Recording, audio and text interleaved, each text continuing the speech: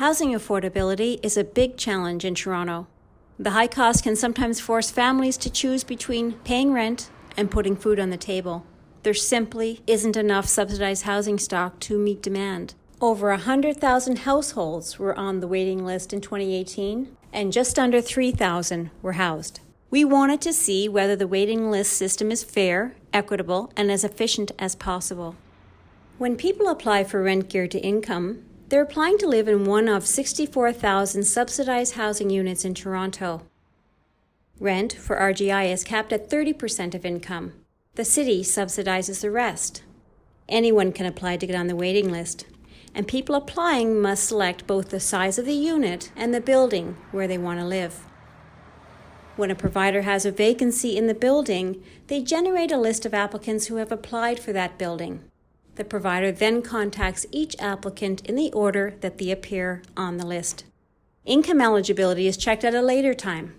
The Auditor General found that only 13% of all offers are accepted. In many cases, applicants cannot be reached or decline offers. Having to make so many offers before one is accepted slows down the process of filling vacant units. Management estimates that the city spent $7 million on vacant RGI units in 2018. Improving the quality of contact information on the waiting list and checking eligibility earlier will increase the likelihood of reaching an eligible, interested applicant so that vacancies can be filled faster. Priority applicants have a significantly shorter time to wait. The Auditor General found that the people who fit the priority category are not always given priority in the system. For example, we found over 3,000 households on the waiting list with a shelter listed as their main address, but 2/3 were not flagged as homeless, so they won't get priority. The Auditor General also found that no other factors are used to prioritize applicants, so the city should consider more rules to ensure that applicants in the most need get prioritized first. Despite the high demand, we found many units sit vacant. While some clients live in emergency shelters, some social housing units are being used for other purposes. The city should explore other options for these units so that families without a home can be housed in them. With even a 50% improvement in the vacancy rate, an extra 2,200 people could access RGI assistance.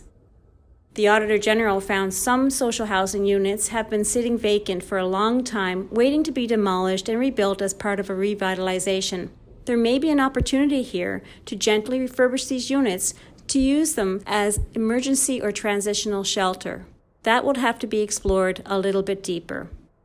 The Auditor General has made 28 recommendations to help the city open doors to subsidized housing for more people. Some recommendations are for the short term, such as breaking down barriers to fill vacant units immediately.